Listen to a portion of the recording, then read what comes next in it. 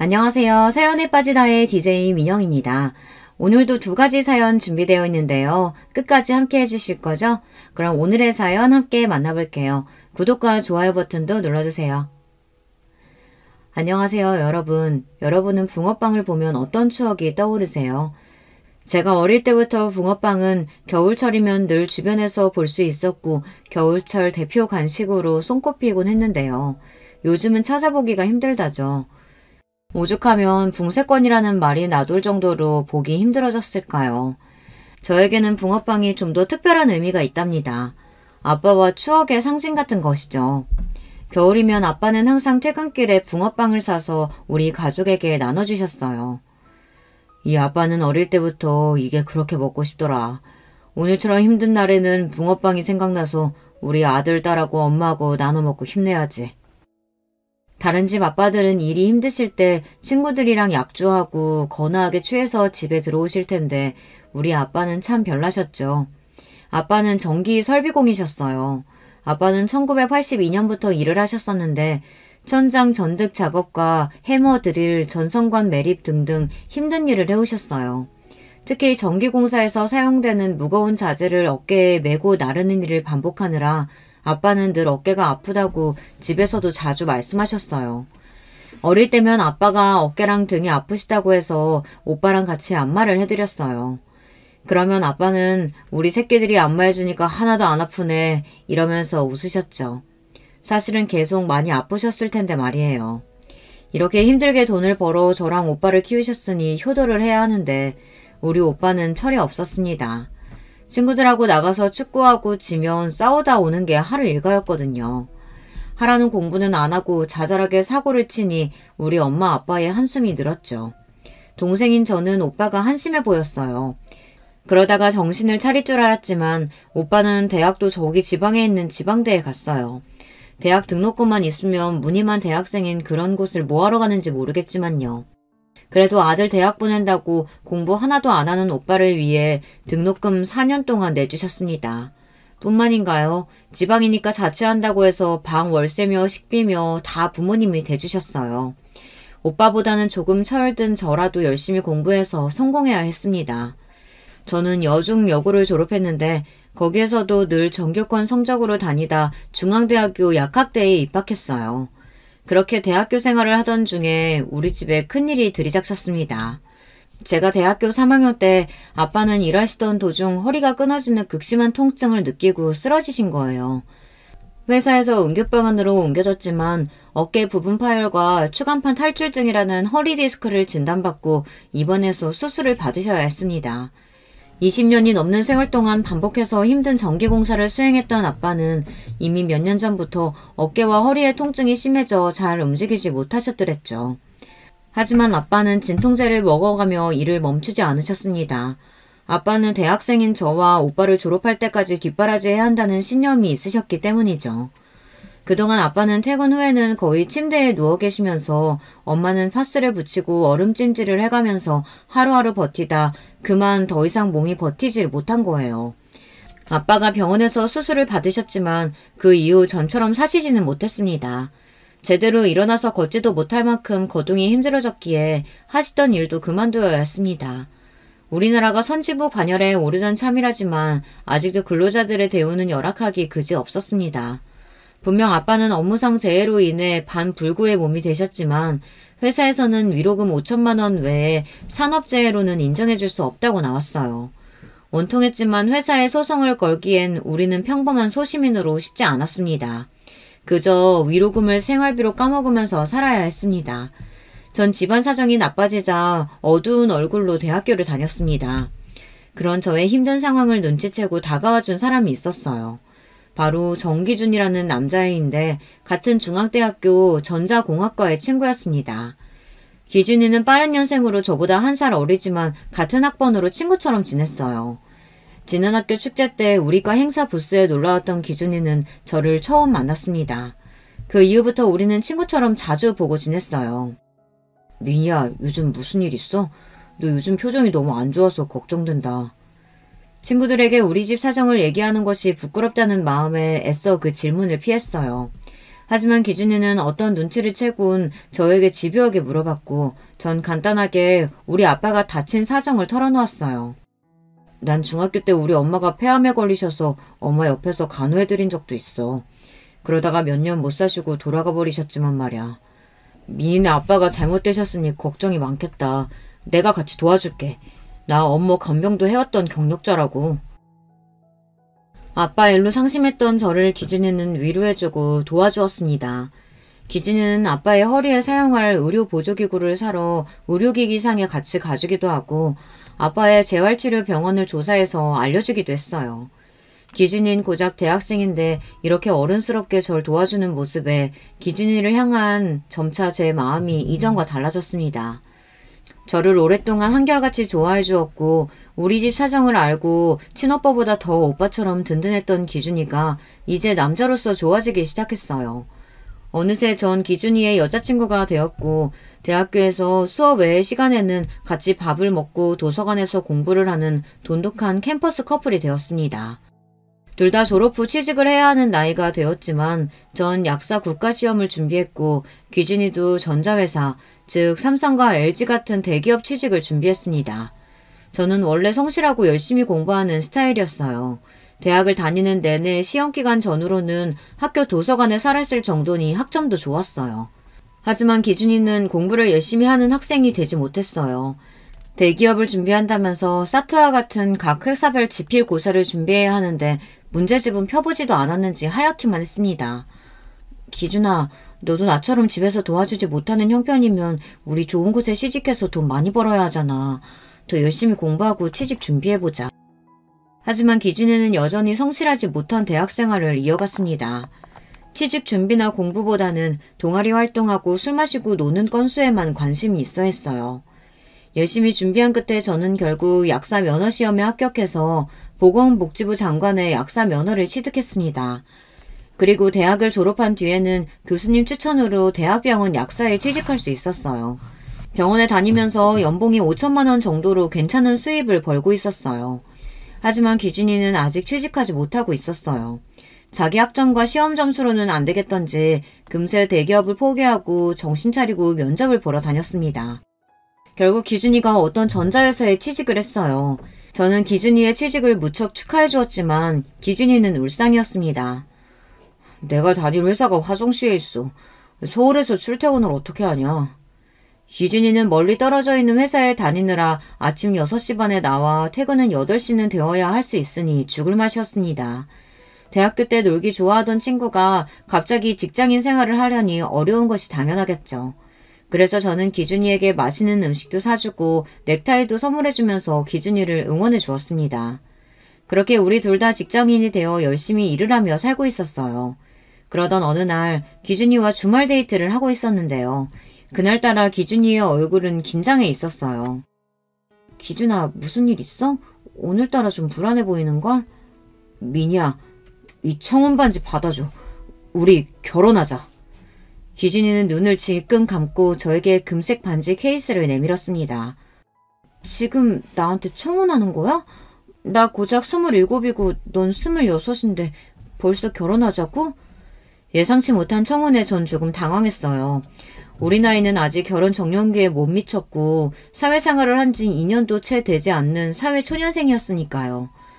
기준아, 결혼하려면 같이 살 집은 마련해야 할 텐데 넌 돈 모았어? 아니, 그냥 같이 살면서 돈 모아서 집 사면 안 돼? 나 혼자 벌어서 어떻게 집을 사겠어. 너랑 같이 모으면 되지. 하지만 난 아직 우리 집에 생활비 드리고 있어. 벌써 결혼해버리면. 부모님께서 헌신해서 저를 대학 졸업까지 잘 키워주셨으니 이제야 생활비도 좀 드리면서 갚을 수 있게 되었는데 이렇게 일찍 결혼한다는 것이 망설여졌습니다. 기준이 너도 아빠랑 둘이 살고 있다며. 설마 니네 아빠 모시고 살자는 얘기야? 무슨 소리야. 나 그렇게 꽉 막힌 남자 아니다. 우리끼리 살아야지. 아빠 허락은 이미 받았어. 우리 아빠는 독립적인 분이라 혼자 살아도 아무렇지 않은 분이고 약사 며느리 보겠다며 좋아하시던데? 기준이는 계속 저에게 결혼하자고 설득을, 아니 졸라댔습니다. 저도 어차피 결혼을 할 거라면 기준이랑 하고 싶었으니 결혼을 할 마음을 갖게 되었죠. 그리고 부모님께 기준이에게 청혼을 받았고 천천히 결혼 준비를 하고 싶다고 말씀드렸어요. 하지만 우리 부모님은 기준이와의 결혼을 반기지 않으셨습니다. 대학교 때부터 기준이를 사귄 사실은 알고 계셨지만 대학병원 약사로 있는 우리 딸이 그래도 좀 더 좋은 조건의 남자와 결혼했으면 하는 마음이셨죠. 그렇다고 기준이나 저에게 막대하신 것은 아니었지만 부모님의 심정도 이해는 갔어요. 그래도 사람이 의리가 있어야 한다고 전 생각했어요. 제가 힘들 때 저를 도와주었던 기준이에 대한 의리로, 그리고 이미 사랑하는 마음이 있는데 기준이를 버리고 조건 좋은 남자를 새로 만나서 사귄다는 생각도 하지 못했죠. 부모님의 반대에도 불구하고 전 기준이와 결혼하기로 했습니다. 양가 어르신들은 너희가 알아서 하면 따라주겠다는 좋은 분들이셨기에 우리는 둘이서 결혼식장도 잡고 신혼여행도 알아보면서 결혼 준비를 했습니다. 그리고 몇 번 집 문제로 기준이와 다투기는 했지만 무탈하게 잘 결혼식까지 올렸습니다. 신혼집이 문제긴 했던 것이 제가 알뜰살뜰 모은 돈 7천만 원이 있었고 기준이는 800만 원밖에 없었기에 아파트 전세금으로는 부족했습니다. 저는 우리 형편에 맞춰 신림동이나 신대방 쪽에 20평대의 빌라 전세를 가자고 했지만 기준이는 자기 회사에 출퇴근하기 힘들다면서 양재역 부근을 알아봤어요. 거긴 강남 쪽이라 아무리 작은 빌라여도 1억 원 더 필요했기 때문에 하는 수 없이 소득이 높은 제 명의로 대출을 받아야 했습니다. 거실과 부엌 그리고 방이 2개 있는 깨끗한 빌라에서 우린 신혼살림을 시작했습니다. 제 직업이 탄탄하고 맞벌이로 일하고 있으니 언젠가는 강남의 아파트도 살 수 있겠다는 꿈을 갖고 하루하루 열심히 일했습니다. 그러다가 그만 전 허니문 베이비를 갖게 되었습니다. 신혼여행에서 생긴 아이는 이듬해 건강한 모습으로 태어났습니다. 아기는 딸로 이름은 정시영이라고 붙여주었죠. 우리 딸 시영이는 참 웃음이 많은 예쁜 아기였습니다. 저는 시영이를 낳기 전까지 약사 일을 했지만 시영이를 낳고 나서는 쉽게 복직하지 못했어요. 다른 사람 손에 맡기지 못할 만큼 우리 딸은 너무 예뻤으니까요. 그래서 가능하면 만 3세까지는 딸을 키우고 싶었습니다. 육아책을 보면 아이가 너무 어릴 때 시설에 맡겨지면 정서적으로 안 좋을 수 있다고 하더군요. 하지만 제 뜻과 달리 시영이를 집에서 키우고 있는 저를 남편은 탐탁지 않아 했습니다. 보통 가장이 되면 우리 아빠처럼 자기 몸이 부서져라 일해서 가족들을 벌어 먹이는 것이 우리 한국의 남자들 아닌가요? 하지만 남편은 제가 아기를 어딘가에 맡겨두고 일해서 돈을 벌었으면 했습니다. 아니 자기처럼 능력 있는 약사가 집에서 살림이나 하고 애 보는 여자로 썩는다는 게 말이 되냐고. 난 자기가 일할 때 그렇게 멋지더라. 우리 애기는 장모님이나 우리 아빠가 봐주시면 되지 않겠어? 자기야, 우리 엄마 몇 년째 아빠 간병하시느라 애기 볼 상황이 안 되셔. 그럼 자기네 아빠는 어때? 우리 애기 집에서 봐줄 뿐이야? 하긴 우리 아빠는 그럴 사람 아니지. 그럼 도우미 아줌마 집에 부를까? 집에 와서 애기 봐주시는 이모님들 월급이 달에 200도 넘어. 자기 월급이랑 별반 차이 없단 말이야. 아니 그런 아줌마들 월급이 왜 그렇게 세? 그럼 하는 수 없네. 아주 좋은 어린이집 알아보고 거기에 보내자. 응? 시부는 시모가 돌아가신 지 10년이 넘었지만 그동안 직접 요리해서 남편을 먹이고 키우셨을 정도로 집안일에 익숙한 분이셨어요. 하지만 퇴직하신 지 몇 년이 된 이후로는 부쩍 모임이 많이 늘으시면서 밖에 돌아다니시느라 시부댁에도 잘 안 계십니다. 이분은 제사 지내라 명절에 오래 내려와 있어라 이런 며느리로서의 도리를 요구하시는 분은 아니었어요. 다만 저에게 자주 용돈을 요구하시고 여행도 철마다 보내달라고 하는 분이셨습니다. 이런 분이 우리 딸을 집에서 키워주실 리 만무하죠. 아직 어린 딸을 제 손으로 키우고 있었지만 그러기엔 살림이 빠듯했습니다. 무리하게 받은 대출금에 이자도 있고 남편의 월급은 세금을 떼고 240 정도가 전부니까요. 상황이 이러하니 전 아이를 낳은 지 1년 만에 복직해야 했습니다. 하지만 전처럼 대학병원이 아닌 약국의 페이닥터를 하기로 했습니다. 아이를 출근하면서 어린이집에 데려다주고 퇴근 때 데려오기 위해 근무 시간에 여유가 있는 약국을 알아봤어요. 다행히 집에서 멀지 않은 곳의 약국에 페이닥터로 취직해 딸을 어린이집에 보내면서 일을 할 수 있었습니다. 우리 부부는 맞벌이로 바쁘지만 딸 커가는 재미를 보면서 열심히 살고 있었어요. 그리고 차근히 대출금도 다 갚았고 아이가 유치원에 갈 무렵 아파트 청약을 받았습니다. 남편은 이런 재테크에는 관심도 없는 사람이라 이것도 제 친구 도연이가 추천해줘서 넣었죠. 몇 번 시도하던 끝에 강남의 한 아파트 청약에 당첨되었습니다. 너무 기쁜 일이었지만 한편 분양금이 높아서 걱정이었습니다. 바보야, 네가 약 사고 남편도 같이 버는데 무슨 걱정이야. 중도금 대출도 나오니까 그 대출금 갚다 보면 어느새 너 강남에 집 한 채 있게 되는 거야. 그리고 아파트 청약을 알려준 이 친구는 저에게 더 좋은 소식을 알려주었습니다. 나 이번에 남편이랑 개원하기로 했어. 거기 병원 상가 1층에 너네 약국 열어. 내가 도와줄게. 제 친구 도영이는 소아과 의사였습니다.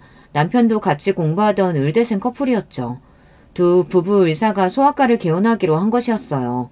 내 친구가 개원하는 병원 근처에 약국을 하게 된다면 시너지 효과로 전 안정적인 수입을 기대할 수 있었습니다. 그래서 페이닥터를 그만두고 전 제 약국을 차리게 되었어요. 약국 개업식 날 우리는 간단히 고사를 지내기로 했습니다.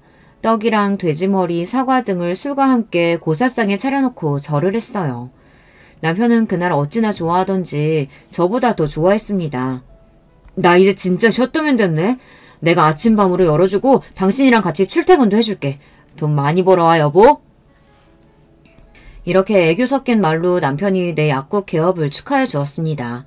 제 스스로 차린 약국에 열정을 쏟아부어 성실하고 친절하게 손님들을 대했습니다. 그랬더니 얼마 안 되어 제 약국에 많은 손님들이 와주셨어요. 혼자서 운영하기에 바빠져서 페이닥터 약사 1명을 고용하고 아르바이트생 1명까지 추가로 들이게 되었습니다. 수입은 전보다 배 이상 늘어나서 이렇게 하다 보면 강남 아파트 중도금도 어렵지 않겠다는 마음에 들떠서 열심히 일했습니다. 하지만 저와 다른 마음을 먹고 있는 남편이 있었어요. 남편은 취직해서부터 늘 억지로 회사에 다니는 사람이었어요. 승진하고 열심히 일 배울 생각은 별로 하지 않고 틈만 나면 회사를 그만둘 생각만 하고 있었어요. 그러던 차에 제가 약국까지 하고 나니 자기가 일을 그만둬도 괜찮지 않냐며 나오는 겁니다. 자기야, 생각해봐. 자기는 이제 아침부터 밤 늦게까지 약국하느라 바쁘잖아. 집안일이나 우리 서영이 육아도 힘들 텐데 나라도 집을 지켜야 하지 않겠어? 내가 회사에서 버는 돈이나 가정부 쓰는 돈이나 비슷할 텐데 내가 한번 전업주부로서 잘해볼게. 계속해서 애교를 부리고 졸라대는 남편을 이길 재간이 전 없었습니다. 결국 남편이 퇴사하는 것에 동의하고 이렇게 말했습니다. 대신 당신 책임지고 집안일 잘해놓고 우리 서영이 잘 키워줘야 돼요. 남편은 자신 있다며 큰소리 뻥뻥 쳤습니다. 백수로 집에만 있는 남편이 조금 아쉬웠지만 뭐 어떡하겠습니까. 집에서 지내면서 우리 딸도 키워주겠다고 하니 이 또한 괜찮지 않겠어요. 앞으로 제가 가장이라는 책임감을 갖고 약국을 제대로 해나갈 결심을 했습니다. 그렇게 저는 약국을 경영하고 남편은 전업주부로서 우리 딸과 셋이서 잘 살다가 2년 뒤에는 청약했던 강남의 아파트에 입주까지 하게 되었어요. 하지만 우리 가족에게 이렇게 경사스러운 일만 온 것은 아니었습니다. 오랫동안 허리디스크로 병환을 겪으셨던 친정아버지가 돌아가시게 된 거예요. 말년에 거동도 잘 못하셔서 고생만 하시다 가신 우리 아빠가 참 불쌍했습니다. 그리고 근 10년간 아빠를 병간호하던 우리 엄마도 마찬가지죠. 건강하셨다면 두 분이 좋은 곳에 여행도 다니시고 제가 모시고 해외에도 가보는 건데 그런 추억을 만들지 못해서 참 아쉬웠습니다. 하지만 이제 엄마가 아빠를 수발드셨던 부담에서 벗어나셨으니 다행인 마음이 들었습니다. 아빠의 장례식을 치르면서 다짐했어요. 혼자 계신 우리 엄마랑 좋은 곳에서 외식도 하고 여행도 다녀야겠다고 말이죠. 하지만 자식이 효도를 하는 것은 왜 그리 더딘 것일까요? 막상 약국 문을 닫을 수가 없어서 해외여행은 못 가보고 제주도로 엄마 칠순 기념여행 한번 다녀온 것이 전부였어요. 그래도 전 엄마가 옆에 있어주셔서 참 좋았습니다. 제가 약국에 있을 때 엄마가 도시락을 싸와서 같이 까먹고 근처 찻집에서 차도 마시면서 자주 찾아뵈었어요. 그렇지만 저의 이런 소소한 행복은 오래가지 못했습니다. 엄마의 칠순 생일이 지난 지 몇 달 안 되었던 어느 날 엄마가 갑자기 쓰러지셨다는 연락을 받았습니다. 버스를 타고 있던 엄마가 갑자기 쓰러지셔서 같이 탄 승객분께서 구급차를 불러 다행히 금방 병원으로 옮겨져서 위기를 넘길 수 있었다고 합니다. 엄마는 뇌혈관의 이상으로 뇌경색이 나타나셨고 목숨은 건지셨지만 얼굴 일부와 팔다리 한쪽을 잘 못 움직이셨어요. 의사는 뇌경색 후유증으로 이런 신체 기능 마비 증상이 생겼지만 확실한 치료제가 있는 것은 아니라서 집에서 잘 보살펴드려야 한다고 설명했습니다. 불쌍한 우리 엄마, 아빠 수발을 드시느라 고생만 하다가 아빠를 보내드리고 나서 좀 편하게 사실 줄 알았는데 1년이 지나서 이렇게 본인 몸이 상하셨으니 말입니다. 우리 엄마 인생이 너무 안쓰러워서 가슴이 찢어질 듯 아파왔어요. 엄마가 퇴원하신 뒤에 혼자 사시던 중계동 집에 보내드릴 수 없어서 전 오빠에게 이 일을 상의했습니다. 오빠는 엄마를 병원에서 뵙고 상황을 충분히 알았을 텐데도 관심 없다는 듯한 태도였습니다. 오빠, 아빠가 아프셨을 때도 우리가 제대로 자식 노릇 하지 못했잖아. 난 월급으로 생활비라도 드렸지. 오빠는 자식된 도리로 한 게 없었으니까 지금이라도 아프신 엄마 당분간 모시면 안 될까? 글쎄, 우리 집에 오긴 어렵다니까. 이렇게 오빠와 올케 언니는 나 몰라라 하고 있었어요. 엄마가 이날까지 어떤 마음으로 오빠를 키웠는데 1억이야? 누가 돈 대달래? 나는 약국하느라 엄마를 모실 수가 없잖아. 올케 언니는 전업주부니까 엄마 모셔줬으면 좋겠어. 대신 내가 간병비는 보탤게. 야, 오라비 앞에서 약국해서 돈 번다고 유세냐? 우리 아표가 죽어도 못하겠다는데 어떻게 강요하겠어. 그리고 나도 지금 사업 준비하고 있어서 어렵단 말이야. 어쩔 수 없이 전 엄마의 퇴원 수속을 마치고 우리 집에 모셔왔습니다. 그리고 남편을 안방에 불러서 조심스럽게 이야기했어요. 오빠가 친정엄마 모시기 힘든 상황이라고 해서 당신만 괜찮으면 우리 집에 당분간만 지내시게 해도 될까? 그래, 그렇게 하자. 저는 제 길을 의심했습니다. 고민 끝에 어렵게 한 부탁을 이렇게 흔쾌히 승낙해주다니 그런 남편이 너무 고마워서 눈물이 날 것 같았어요. 자기야, 정말 너무너무 고마워. 도움이나 뭐 필요한 거 있으면 내가 다 해줄 테니까 엄마 거동만 좀 도와주면 좋겠어. 퇴근하고 나서는 내가 할게. 그래, 엄마도 간호했던 나한테 어렵지 않으니까 너무 신경 쓰지 마. 장모님이 어디 아프신 건 아니잖아. 그냥 밥 차려드리고 움직이실 때 도와드리면 되는 거지? 응, 맞아. 그리고 식사 후엔 꼭 병원에서 타원약 드리고 그것만 해주면 돼. 전 아주 큰 짐을 벗어버린 기분이었습니다. 남편이 친정엄마를 모셔준다면 모든 일이 만사형통이었으니까요. 마침 집에 있던 드레스룸으로 쓰던 작은 방 하나를 정리해서 엄마가 사용하실 침대와 안락의자를 놓아드렸어요. 미니야, 아니 정서방이 나 여기 있어도 된대? 너네한테 패기치기 싫은데 그저 어디 요양원이라도 가야 하는 거 아닐까? 엄마, 정서방이 참 사람이 괜찮아. 아주 흔쾌하게 엄마 모실 수 있다고 자기가 나서는 거예요. 엄마는 아무 부담 느끼지 마시고 우리 집에서 편하게 지내시면 돼요. 퇴근하고는 내가 봐드릴 테니까 나 없는 동안 필요한 거 있으면 편하게 정서방한테 이야기하세요. 네? 이렇게 거동이 불편한 친정엄마를 모시면서 우리 가족은 잘 살고 있었습니다.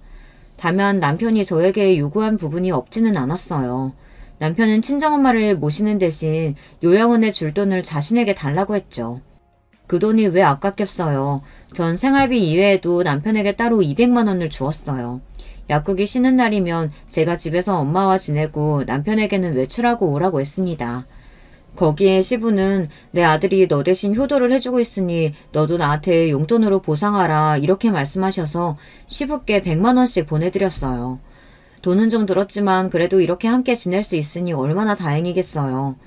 그렇지만 엄마를 모시고 산 지 반년 만에 감춰진 일들은 수면 위로 올라왔고 전 뒷목을 잡게 되었습니다. 우리 집에서 몸도 마음도 편하게 지내시는 엄마는 왜인지 모르게 날이 갈수록 수척해지고 표정도 어두워지셨으며 말수가 부쩍 줄었어요. 일이 벌어졌던 그날도 출근하면서 엄마의 컨디션이 안 좋아 보이셔서 어디 용한 한의원에 모시고 가서 보약 한 채 해드려야겠다고 생각해서 엘리베이터를 기다리고 있었습니다. 그때 앞집 할머니가 나오셨어요. 좋은 아침이에요, 할머님. 오랜만에 얼굴 뵙네요. 응, 요즘 약국 하느라 바쁘다면서? 그래서 집에 늘 친정엄마랑 남편만 있는 것 같더니. 에휴, 그래도 그러면 안 되지. 네? 어떤 걸 그러면 안 된다는 말씀이세요? 아니.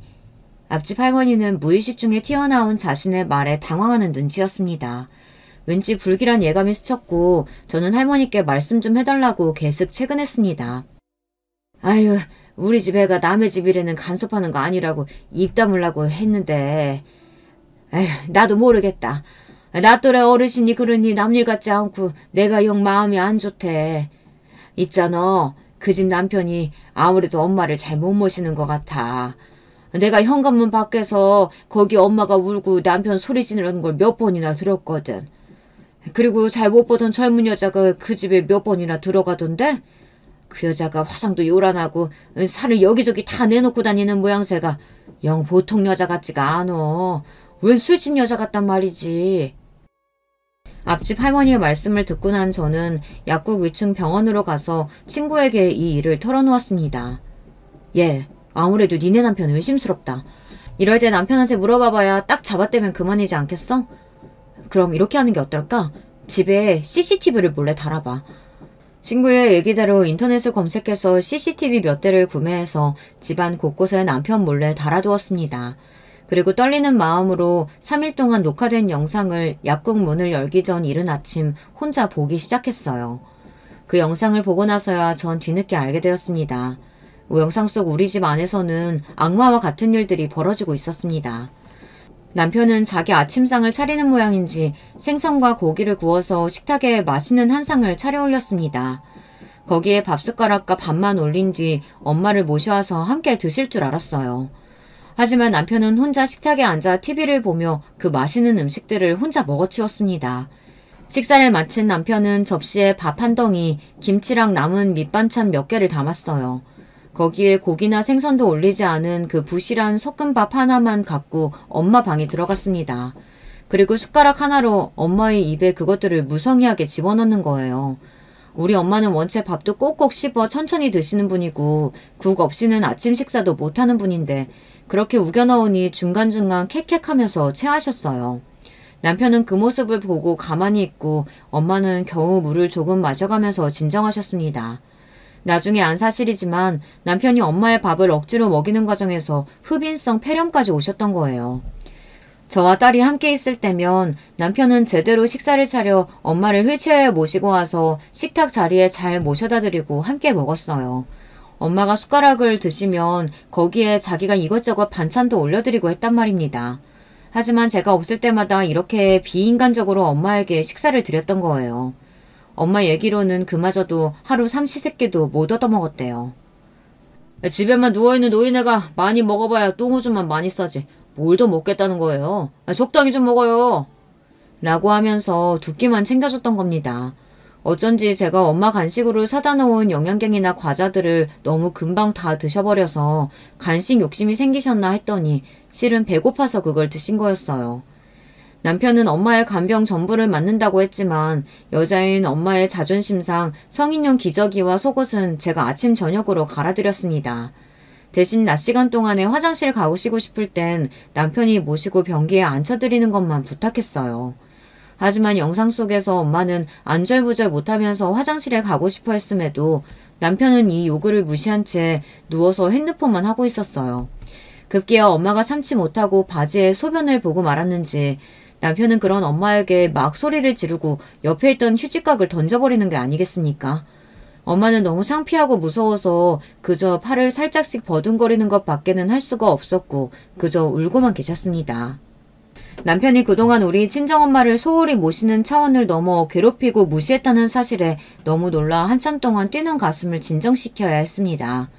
그리고 배신감과 남편에 대한 분노가 올라왔지만 일단 우리 엄마를 안전한 곳으로 모시고 가야겠다는 생각이 들었어요. 이 사실을 확인하자마자 저는 약국 문을 닫고 집으로 달려갔습니다. 오전 시간인데도 집에 남편은 없고 엄마 혼자 계셨어요. 아니, 네가 어떻게 여길... 평소라면 오지 않을 시간에 갑자기 연락도 없이 집에 온 저를 보고 엄마는 몹시 놀라셨어요. 엄마, 나 다 알고 왔어. 왜 이러고 계신 거예요? 왜 혼자서 울고 있어? 나한테 진작 말을 하지. 왜? 눈이 벌겋게 부어있으신 걸 보니 울고 계셨나 봐요. 그런 엄마 모습을 보고 전 너무 화가 나고 속상해서 엄마에게 말도 안 되게 퍼부었어요. 아니다. 그냥 정서방이랑 조금 다툰 것뿐이야. 평소에는 나한테 잘해주고 서로 사이 좋아. 딸한테까지 거짓말하지 마세요. 제가 CCTV로 다 보고 왔어요. 엄마 이렇게 살고 있는지도 모르고 내가 정말 미안해요. 우리 엄마 내가 모시겠다고 데리고 와놓고선 이렇게 힘들게 만들어버렸으니 다 내 잘못이에요. 우리 당장 이 집에서 나가자고요. 정사방 그 작자가 우리 엄마 더는 못 괴롭히게 할 거야. 전 택시를 불러서 택시기사님과 함께 엄마를 택시에 모시고 알아두었던 요양원에 갔습니다. 집에 오기 전에 의사인 친구와 엄마를 어디에 모실지에 대해 함께 상의했어요. 요양병원에는 의사와 상주에 있어서 주로 장기 요양하면서 치료가 필요한 어르신들한테 적당해. 하지만 막상 가보면 그냥 병원같이 생기고 중증 환자분들이 많아서 건강하신 친정엄마한테는 맞지 않을 수도 있어. 우리 엄마는 치매도 없으시고 중풍으로 거동이 힘드신 것 말고는 생활에 큰 지장이 없어. 그럼 오히려 요양원이 좋으실 거야. 여긴 돌봄이 목적이라 치매나 뇌졸중 같은 노인성 질환으로 거동이 불편하신 어르신들이 많거든. 씻는 거나 배변 도와주는 사람들도 있고 음식도 나오고 세탁도 해주는 도움을 주고 있으니까 말이야. 여긴 좀 더 집같이 생겨서 어르신들이 편해하시지. 친구가 알아봐준 요양원은 집에서 차로 40분 정도의 거리였지만 도리어 서울 외곽이라 푸른 산으로 둘러싸인 공기 좋은 곳에 위치해 있었어요. 요양원장과 입소에 대한 이야기를 나누고 엄마를 모셨습니다. 엄마, 나 여기에 계속 엄마 둘 생각은 없어요. 일단은 엄마를 괴롭힌 정서방으로부터 엄마를 보호할 생각에 여기에 잠깐 모신 거야. 내가 정서방한테 죗값 치르게 할 거야. 우리 집 일을 해결하고 다시 데리러 올게요. 아니야. 정서방 나 때문에 고생한 사람인데 그럴 필요 없다. 아픈 사람 모시는 일이 얼마나 힘든지 니네 아빠 수발 오래 들어서 엄마는 알고 있어. 그냥 말로 잘 타이르고 이유는 하지 마라. 응? 아니야 엄마. 나 절대 그 사람 용서 못해. 근데요. 왜 엄마는 다 알고도 저한테 얘기를 안 하고 있었어요? 그건 젊은이가 나 때문에 정서방하고 헤어지는 것도 싫었고 그리고 정서방이 나를 협박했단다. 너한테 고자질하면 너가 자는 사이에 목 졸라 버리겠다고 말이야. 뭐라고요? 그 새끼가 그런 말까지 엄마한테 했단 말이야? 이 자식을 진짜. 전 엄마를 요양소에 계신 직원분들에게 잘 부탁드리고 나왔습니다. 집으로 오는 내내 제 안에는 분노가 들끓고 남편을 어떻게 만들어야 직성이 풀릴지 열심히 머리를 굴리고 있었죠. 혼자 고민도 해보고 친구와 같이 이야기도 해보았지만 마땅한 생각이 떠오르질 않았습니다. 그러던 중 제가 잘 보는 인터넷 커뮤니티 사이트에 제 사연을 간단히 올려보았습니다. 그랬더니 댓글이 100개나 달리고 그 댓글을 읽고 나니 남편에게 복수할 아이디어를 찾을 수 있었습니다. 그날부터 전 차근히 남편을 향한 복수를 준비하기 시작했어요. 남편에게는 엄마가 컨디션이 좋지 않아서 당분간 병원에 입원해 계실 거라고 둘러댔습니다. 그리고 집안에 설치해놓은 CCTV는 여전히 잘 돌아가고 있었습니다. 지금은 털어놓는 사실이지만 남편은 우리 엄마에게 잘못한 게 전부가 아니었어요. 2, 3일에 한 번씩은 어떤 여자가 우리 집 안방에서 남편과 그 짓을 벌인 것입니다. 그것도 우리 친정엄마가 건너방에 계실 때 말이죠. 거동이 불편하시다고 해도 우리 엄마가 이 사실을 모를 리 없는데 정말 천인공노할 짓을 남편은 벌인 거예요. 뒷조사를 해보니 그 여자는 룸사롱에 있는 술집 여자인데 남편이 그 여자를 만난 지는 이미 한참 된 모양입니다. 밖에서도 만나고 우리 집에 아무도 없는 시간대에 불러내 내 방 침대에서 그 짓거리까지 벌인 거예요. 남편은 우리 엄마를 모신 뒤에도 그 술집 여자를 당당히 집에 불렀고 엄마가 저에게 고자질을 할까봐 저를 죽여버릴 거라고 협박까지 했던 거죠. 집에서 살림하고 우리 딸과 친정엄마를 보살펴준다는 명목으로 돈 한 푼 안 벌어와도 감사한 마음으로 살았는데 게다가 지 용돈과 지 예비 용돈까지 몇백을 주었는데 이렇게 제 뒤통수를 친 겁니다. 전 술집 여자와 벌인 이 일을 영상 그대로 저장해서 제가 수임한 이혼 변호사에 이메일로 보냈습니다. 부끄러운 영상이지만 이혼 과정이 순탄치 않다면 유용한 증거로 쓰일 테니까요. 전 사실 처음부터 이혼할 마음을 먹고 변호사를 구해 이혼 준비를 하고 있었습니다. 저는 의뢰한 변호사에게 신신당부했어요. 변호사님, 저는 남편한테 내 딸의 양육권도 집도 재산 분할도 하나도 해주지 않을 겁니다. 알몸으로 쫓아내는 것이 제 목표예요. 저 좀 도와주세요. 걱정 마세요. 의뢰인분 심정 충분히 이해합니다. 법안에서 할 수 있는 복수 제가 도와드릴게요. 하지만 이렇게 이혼하는 것만이 제 복수의 전부로 하기에는 부족했습니다. 두 번째 복수를 위해서 슈가마덱스 나트륨이라는 마취 약물을 구입했습니다. 혹시나 제 글을 보고 따라하신다면 절대 안 돼요. 여러분은 위험하니 절대 따라하지 마세요. 전 의료인으로서 적절한 약물의 양을 알고 있으니 할 수 있는 일이니까요. 그날은 딸 시영이가 고등학교 수학여행을 떠나는 날로 집에는 우리 부부만 있었습니다. 집도 조용하고 우리 오랜만에 오붓하게 한잔 할까? 좋지. 저는 남편이 좋아하는 비싼 양주를 꺼내들었고 신이 난 남편은 부엌에서 안주 몇 개를 내왔습니다. 그리고 남편과 술을 마시기 시작했습니다. 저는 알코올에 강한 편이기도 하고 막상 술 마시는 척만 하고 몇 잔 마시지 않았어요.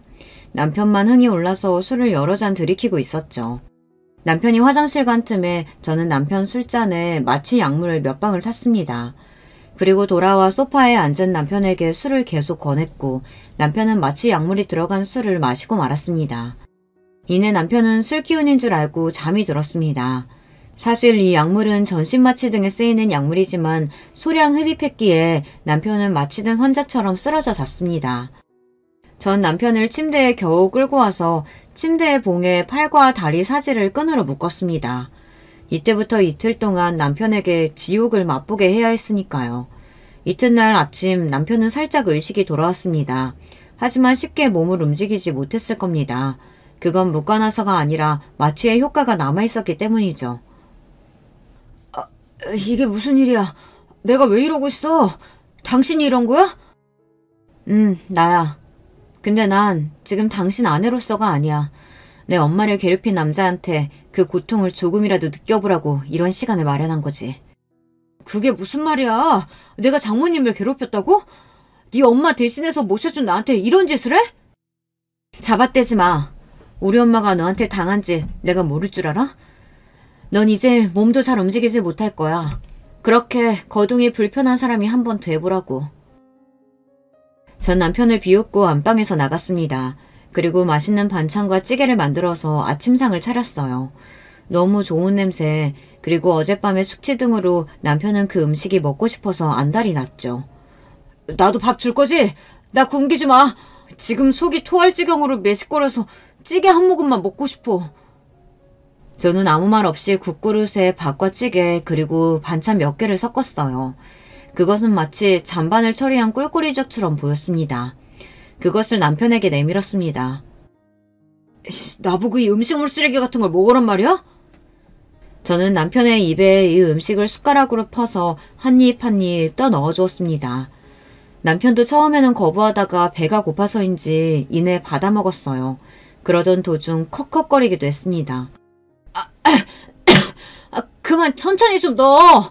살에 걸려서 기침하는데도 밥을 우겨 넣냐? 그냥 처먹어. 연로하신 우리 엄마한테 매일 이렇게 밥 먹여줬잖아. 남편은 자기가 한 짓이 떠올라서 흠칫 놀랐습니다.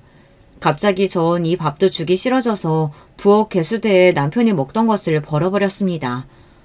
나 아직 배고파. 더 줘. 남편의 말을 무시한 채로 전 식탁에 앉아서 천천히 우아하게 아침밥을 거하게 먹었습니다. 물론 남편은 그런 제 모습을 아무 말도 못하고 바라보기만 했죠. 아침 식사 후에 남편은 계속 풀어달라며 난리였습니다. 나 좀 그만 풀어주라고. 너 이거 경찰에 신고해? 하지만 전 남편의 말이 들리지 않는다는 듯이 대꾸도 하지 않고 TV를 보며 쉬고 있었어요. 나 쌀 것 같단 말이야. 화장실 좀 가게 잠깐이라도 풀어줘봐. 계속되는 남편의 부름에도 무시했더니만 이내 남편은 조용해졌습니다. 그리고 안방 침대는 찌린내가 진동했어요. 전 코를 막고 다 큰 남자가 이게 무슨 짓이야? 이렇게 조롱했을 뿐입니다. 남편은 그 뒤로도 풀어달라며 저에게 사정했지만 그와 같이 비인간적인 생활을 하루 더 한 뒤에야 저는 남편에게 묶였던 끈을 풀어주었습니다. 인연이 나를 이렇게 만들어? 너 이리 와. 내가 너 죽도록 패버릴 거야. 포악하게 달려드는 남편은 아마 자기 생각대로 몸이 움직이지 않았을 겁니다. 휘청이면서 남편은 바닥으로 꼬꾸라졌어요. 아직 남편의 몸에는 마취약의 효력이 남아있었던 거죠. 저는 택시를 불러서 택시기사님께 팁을 드리고 부탁을 드렸습니다. 기사님, 저희 남편이 술만 먹으면 개가 돼서 제가 한 집에서 못 살겠어요. 이 사람 여기 자기 집으로 좀 보내주시겠어요? 제가 사례금으로 10만 원 더 드릴게요. 처음 기사님은 어리둥절해했지만 몸을 잘 가누지 못한 채로 버둥거리며 욕을 하는 남편과 침대에서 나는 찌린내를 보며 상황을 이해했다는 듯이 제 말대로 따라주셨습니다. 전 그렇게 남편을 시부에게 반품했습니다. 이렇게 제 두 번째 복수는 끝났습니다. 몸이 불편한 사람의 처지가 되어 우리 친정엄마에게 했던 일들을 고스란히 남편에게 겪게 해주고 나니 제 속이 시원하더라고요. 이런 일을 우리 엄마는 6개월 동안이나 당했는데 남편에게 오래 할 수 없었던 것이 원통했어요. 남편이 택시에 실린 채로 시부 집으로 돌아가자 시부는 저에게 노발대발해서 전화를 했지만 전 그대로 전화를 끊었습니다. 남편은 며칠 뒤 원래의 근육 상태로 회복했을 거고 경찰에 저를 신고했습니다. 신고를 받고 온 경찰은 저에게 그날 일을 물었지만 전 태연히 대답했습니다. 경찰관님, 그게 말이 되나요? 그 남자는 집에서 술 퍼먹고 나가서는 며칠 동안이나 집에도 들어오지 않았다고요. 전 이렇게 잡아떼었습니다. 사실 남편의 말이 횡설수설하고 정황상 맞지 않다고 생각한 경찰은 조용히 사건을 마무리했습니다. 남편은 자기가 당한 일이 억울해서 미칠 지경이었겠죠. 그 사이 제가 청구한 이혼 소장이 시부집에 도착했고 남편은 저에게 찾아왔습니다. 이혼? 그래, 이혼하자 해. 니네 엄마한테 무슨 말을 듣고 나한테 이러는진 몰라도 난 억울해. 난 니네 엄마 간병하고 집안이란 대가로 강남 아파트 정도는 받아야 너랑 이혼해 줄 거야. 이 멍청한 사람. 소장 제대로 읽어보지도 않았구나. 너 정기준이 불륜관계 및 생활비를 벌어오지 않는 등의 귀책 사유가 있어서 내가 이혼 소송을 건 거야. 재산분할? 웃기는 소리 하지 마. 당신은 결혼할 때부터 지금까지 돈도 얼마 벌어오지 못했어. 다 내가 번 돈으로 집 사고 생활비에서 먹고 산 거라고. 그나마 집에서 살림하고 엄마 간병 잘한다고 너랑 니네 아빠까지 용돈을 그렇게나 줬다. 그건 또 따로 청구할 거니까 기대해. 남편은 제 이야기에 억울하다며 펄쩍 뛰었지만 전 확실한 증거가 곧 드러날 테니 조용히 이혼이나 하라는 말을 끝으로 남편을 내보냈습니다. 남편은 제 이혼 소송에 맞고소하겠다며 변호사를 선임했고 우리는 아직도 이혼 소송 중입니다. 물론 저에게는 확실한 불륜의 증거가 있고 그간 경제적으로 제가 기여한 부분이 크기 때문에 결국은 제가 이길 것이라고 생각하죠. 하지만 제 마음이 참 허망하기만 합니다. 제 결혼 생활이 이렇게 지저분하게 끝이 날지 몰랐으니까요. 한편 일주일 만에 찾아뵌 엄마의 표정은 환해지고 얼굴 살도 오르고 아주 보기 좋았습니다. 엄마도 처음에 요양원 가는 게 좀 꺼려졌는데 웬걸 여기서 지내니 너무 좋다. 벌써 엄마 친구들도 사귀어서 말동무도 하고 요양보호사들이랑 간호사들도 나한테 다 잘 대해줘.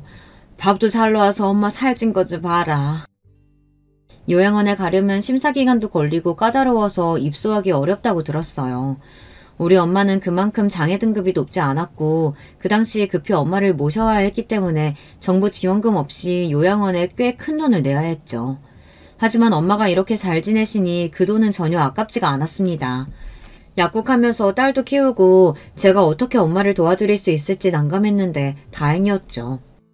엄마, 괜히 나 듣기 편하라고 그러시는 거 아니죠? 아유, 진짜라니까. 내가 딸네 집에 간다고 하면 어르신들이 다들 말려. 괜히 가족 간에 의상하고 거기 가면 TV 보고 라디오 듣는 거 말고 노인네가 뭐 하겠냐고. 그 말이 맞다. 난 여기서 친구들과 지내는 게 더 마음이 편하고 참 좋아. 너희 아빠도 괜히 내가 집에서 병간호 했나 싶더라. 움직이기 힘들어졌을 때 바로 이런 곳에 와서 내가 자주 얼굴 들여다볼 걸 그랬어. 엄마, 고마워요. 그치만 저 자주 올게요. 다음에는 우리 시영이도 같이 올게. 좋지. 나도 우리 이쁜 시영이 보고 싶구나. 근데 혹시 정서방은 어떻게 지내니? 너한테 해코지한 건 아니지? 아휴, 우리 엄마도 참. 딸한테 해코지할까봐 그놈이 그러고 사는 동안 할 말도 못하신 거죠. 그 자식은 나한테 털끝도 건드리지 못해. 힘도 내가 더 셀걸? 당장 집에서 내쫓았고 이혼 준비하고 있어요. 난 이제 약국하면서 엄마랑 시영이만 보고 살 거야. 그게 행복해요. 이렇게 우리 친정엄마는 요양원에서 편안하고 건강하게 잘 지내고 계십니다. 그리고 저는 남편과 이혼 소송 중이지만 딸과 살며 약국도 잘 운영하고 있어요. 그런데 저에게 아직 고민거리가 하나 남아있습니다. 여기 제 사연을 들어주시는 여러분들께도 한번 들어봐 주세요. 전 아직 우리 딸에게 남편이 했던 극악무도한 짓들을 비밀로 하고 있습니다. 그래서 딸은 왜 엄마가 갑자기 아빠를 자기도 없는 사이에 내쫓았고 할머니도 요양원에 모셨던 건지 그 사정을 전혀 이해하지 못하고 있어요. 감수성이 어린 사춘기 나이의 딸에게 이런 일은 참 이해하기 어려운 일이겠죠. 그래서 아빠를 용서하고 다시 합치기를 바라는 딸에게 전 어떻게 어디까지 설명해야 좋을지 모르겠습니다. 아빠의 밑바닥을 모조리 드러내자니 아이가 불쌍하고 지금처럼 덮어만 둔다면 저는 딸에게 이해받지 못한 채로 계속 사이가 틀어지겠죠. 여러분이 제 상황이라면 어떻게 하시겠어요? 이 상황을 현명하게 해결할 수 있는 지혜를 좀 나눠주시면 좋겠습니다. 제 사연이 유튜브에 업로드된다면 댓글을 보고 제가 어떻게 할지 결정할게요. 많은 참여 부탁드립니다. 그럼 이제 저는 여기서 인사드릴게요. 안녕히 계세요. 여러분, 두 번째 사연 시작하기 전에 좋아요, 구독 꼭 눌러주실 거죠? 그럼 두 번째 사연 바로 시작합니다. 안녕하세요. 저는 충청도 시골에서 농사 지으며 남매를 키우는 40대 후반 여자입니다. 제 직업이 농부라서 어디 가서 소개하면 꼭 질문이 많더라고요. 체력적으로 힘들지 않냐, 어떤 거 키우냐, 심지어 돈은 얼마 정도 버냐 등 많은 질문이 들어옵니다. 아마 여러분도 궁금하실 텐데요. 거두절미하고 본론부터 말하자면 저는 꽤 크게 농사를 짓고 있어요. 재배하는 작물도 하나가 아닙니다. 농사 짓는다고 하면 사람들이 가난하다고 생각하는 경우가 있더라고요. 근데 전 전혀 아니에요. 하지만 시골 출신이라고 하면 고정관념을 가지고 절 대하는 사람이 많더라고요. 아, 거기 저도 들어봤어요. 근데 거기 맥도날드 있어요? 서브웨이는요? 이런 식으로 매우 무례하게 물어보는 사람도 많아요. 물론 우리 지역은 시골이고 겉으로만 보면 되게 한적합니다. 대형마트도 없고 유명한 프랜차이즈 가게도 없으니까요. 그런데 그렇다고 제가 불행하게 자란 건 전혀 아니에요. 부족하게 자라지도 않았고 지금도 여유롭게 살고 있습니다. 시골에서 저처럼 농사 지으며 사시는 분 중에 서울에 따로 자기 집이 있는 사람도 많아요. 저 역시 그렇습니다. 하지만 시골의 장점이라고 할까요? 한적함이 주는 여유가 참 좋습니다. 여유를 느끼고 자연을 느끼는 게 얼마나 좋은지 몰라요. 우리 아이들도 시골에 사는 게 좋다고 하더라고요. 사람들에 치여 살지 않아도 되니 정신건강도 얼마나 좋은지 모릅니다. 제가 이렇게 얘기하는 이유는 절대 돈이 없어서 시골에서 농사 짓는 게 아니라는 거예요. 오늘 여러분께 소개할 제 사연이 이와 관련된 내용입니다. 저는 앞서 말했듯 시골에서 태어나서 자란 토박입니다. 부모님은 제가 아는 이 농사를 하고 계셨고 위로는 2명의 언니가 있어요. 3자매 중 막내로 태어난 저는 사랑을 듬뿍 받고 자랐습니다. 언니들과 사이도 매우 좋았고 지금도 좋아요. 화목한 가정에서 큰 걱정 없이 자랐습니다. 부모님이 농사 지으실 때는 사실 이 정도 규모는 아니었어요. 지금은 밭도 크고 넓은 과수원도 같이 하고 있거든요. 그런데 제가 어릴 땐 그냥 작게 했었습니다. 딱 집 앞에서 상추와 배추 같은 소규모로 농사를 지었어요. 그래서 우리 집이 찢어지게 가난하진 않았지만 그렇다고 넉넉하지도 않았습니다. 그 시절엔 다들 그랬듯이 아끼고 살았죠. 저는 교복도 새 것으로 입어본 적이 없어요. 언니들이 물려준 교복을 입었거든요. 넉넉한 집안이 아닌데 애가 3명이나 있으니 그건 어쩔 수가 없었습니다. 첫째 언니는 고등학교를 졸업하고 바로 공장에 들어갔어요. 신발 공장이었는데 언니가 공장에 들어가며 그나마 형편이 조금 나아졌습니다. 월급을 한동안 우리 집 생활비로 다 썼거든요. 물론 집에 빚이 많아 그걸 갚기도 했었죠. 둘째 언니는 상고를 졸업했어요. 그래서 졸업하고 동네에 있는 읍내 미용실에서 근무하게 됐죠. 그렇게 언니들은 성인이 돼서도 고향에 계속 남았어요. 그런데 저는 서울에 대한 욕망이 아주 컸습니다. 가족들 품 안에서 사는 게 좋기도 했지만 한편으론 답답했거든요. 그래서 꼭 졸업하고 성인이 되면 서울로 가고 싶었습니다. 그래서 미친 듯이 공부해서 서울에 있는 대학교에 입학했어요. 시골에서 서울로 대학교에 간다는 건 꽤 큰 의미입니다. 그래서 제가 입학할 때 서울대도 아닌데 얼마나 많은 축하를 받았나 몰라요. 아이고, 영미야 축하해. 너네 부모님이 열심히 상추 키워서 번 돈으로 효도를 나네. 아유, 내가 더 기쁘다. 막내딸이 한건 했네. 아유, 부모님하고 언니들이 얼마나 뿌듯해하니. 기특하다. 실제로 부모님과 언니들은 제가 대학에 간다는 것 자체도 기뻐하셨어요. 그런데 서울로 간다니 너무 행복해했죠. 그렇게 서울에서 대학 생활을 시작하게 된 저는 결심했습니다. 절대 다시 시골로 돌아가지 않겠다고요. 제가 겪은 서울은 너무 큰 세상이었고 모든 게 좋았어요. 물론 가족들이 있는 고향이 좋기도 했는데 서울이 주는 화려하고 다채로운 세상을 포기할 순 없었죠. 가족들에게 손 빌리는 게 싫어서 등록금이 아닌 생활비는 제가 벌었어요. 그리고 학교 앞 식당에서 아르바이트하다 지금 남편을 만났습니다. 남편은 같은 학교 학생이었고 저보다 2살 많은 오빠였어요. 그때 당시 너무 잘생겨서 제가 따라다녔죠. 보통의 연인들처럼 싸우기도 많이 싸우고 좋을 땐 이것보다 좋을 수가 없었습니다. 둘 다 졸업하고 서울에 있는 회사에 나란히 들어갔어요. 직장도 자리 잡고 사귄 기간도 늘어나니 자연스럽게 결혼 얘기가 나왔습니다. 그러면서 남편의 집안 사정을 그때 자세히 알게 됐어요. 사실 듣고 저는 되게 놀랐는데 남편은 무려 4형제 중 막내였습니다. 물론 연애하면서 서로 가족 얘기도 하니까 어느 정도는 눈치챘는데 형이 3명이나 있을 줄은 전혀 몰랐어요. 항상 남편은 저에게 그냥 형이라고 지칭하는 경우가 많았거든요. 그런데 이것보다 더 놀랐던 건 바로 남편은 어머니가 안 계셨습니다. 평소에 가족 얘기를 꺼리던 이유가 이거였어요. 저도 3자매 중 막내로 자랐으니 형제가 많은 건 문제가 되지 않았습니다. 어머니가 계시지 않다는 것도 놀라긴 했는데 그게 흠은 아니잖아요. 들어봤더니 지병으로 남편 중학생 때 돌아가셨다고 하더라고요. 그렇게 서로 집안 사정을 다 터놓고 얘기하고 각자 집으로 인사를 갔습니다. 그리고 저는 결혼 전에 파혼 얘기까지 나오는 사건이 발생했습니다. 바로 형님들 때문에요.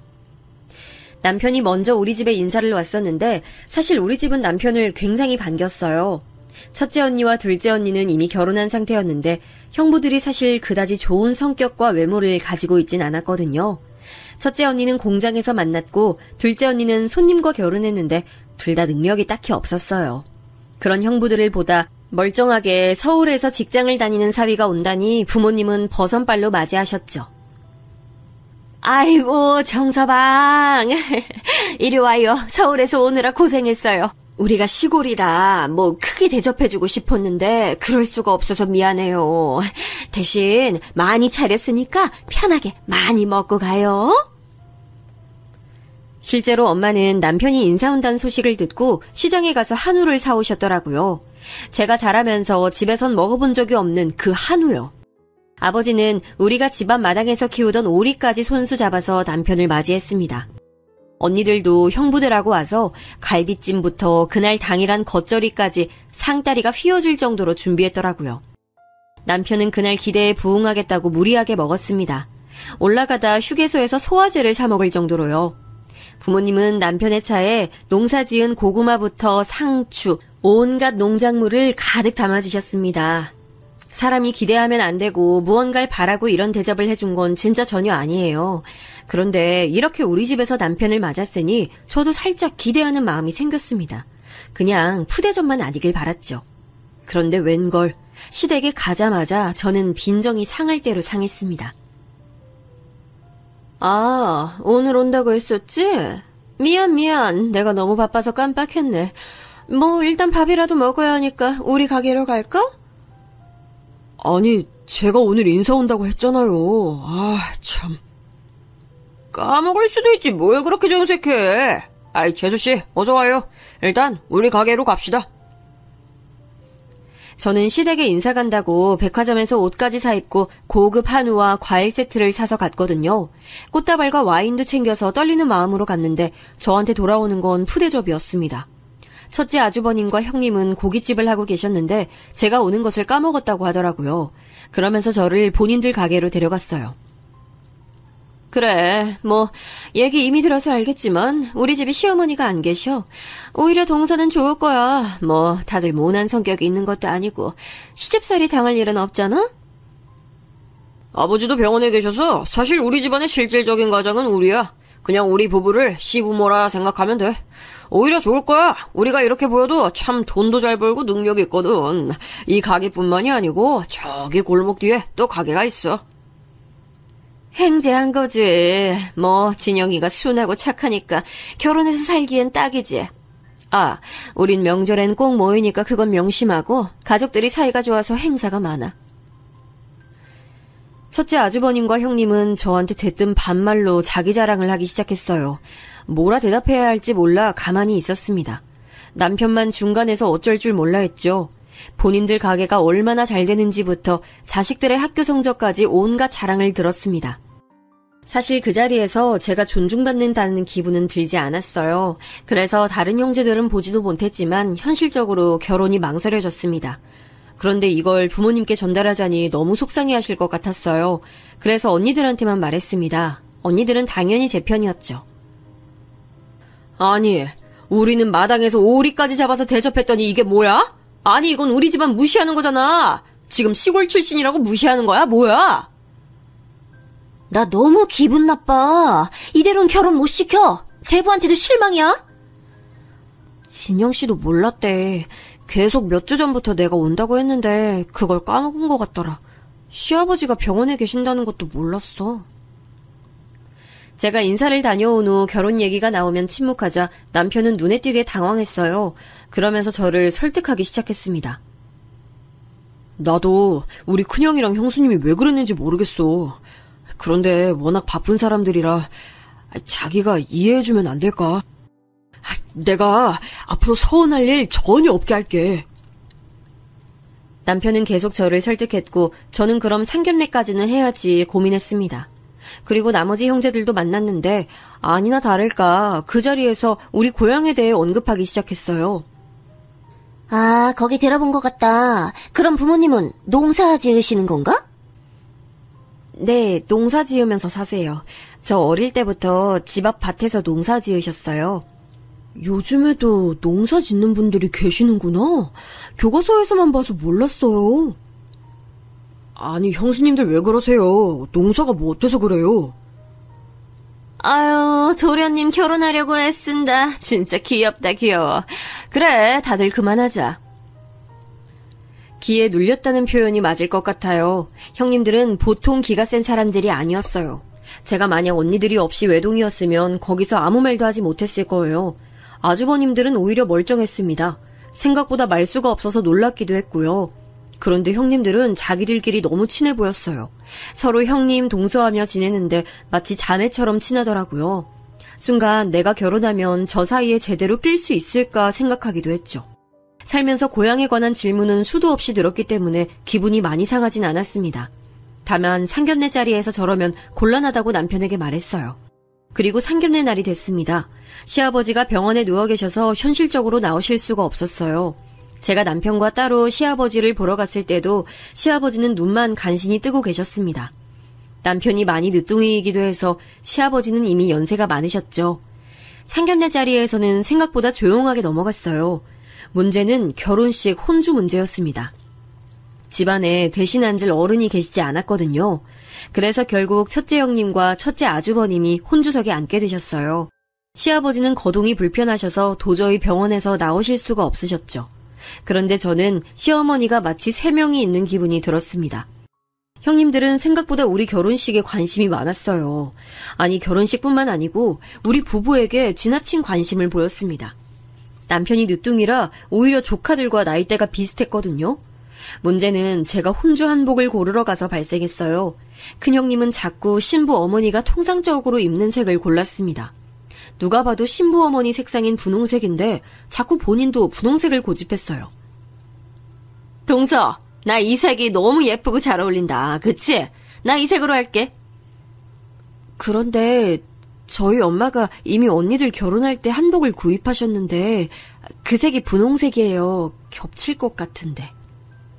겹치면 뭐 어때? 똑같이 예쁜 색 입으면 좋지. 아유, 요즘 아무리 깨어있다 해도 혼주 한복은 맞추는 게 좋아요. 분홍색은 신부 측인데. 난 우리 딸 결혼할 때 상대 엄마가 분홍색 입어도 아무렇지 않을 것 같은데. 아닌가? 시골이라 아무래도 좀 이런 거 예민하시려나? 동서, 어떻게 생각해? 시골이라 예민한 문제는 아니라고 생각해요. 저는 안 겹치는 게 좋을 것 같아요. 겹치는 게 뭐 어때서 그렇게 정색을 하고 말해. 난 그냥 정말 예뻐서 그렇게 입으려고 했던 건데. 참, 뭐 알겠어.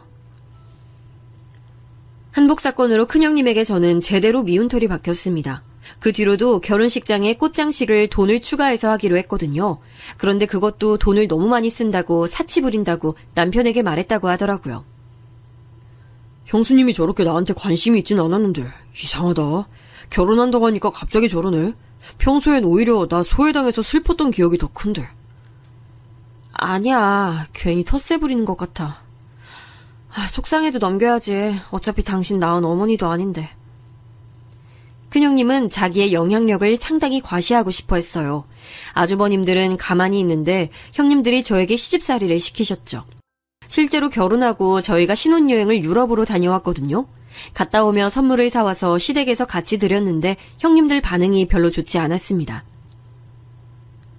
막내 동서 어려서 센스가 좀 있을 줄 알았는데 아니네. 난 더 비싼 거 기대했는데. 친정도 제가 막내라 챙길 식구가 많아서 그랬어요. 죄송해요. 아유, 뭐가 죄송해요. 이렇게 사온 거 자체가 대단한데. 아니, 너무 그러지 마, 다들. 요즘 애들은 다를 줄 알았지. 난 신혼여행 제주도로 다녀왔는데도 면세점에서 비싼 거 사왔었어.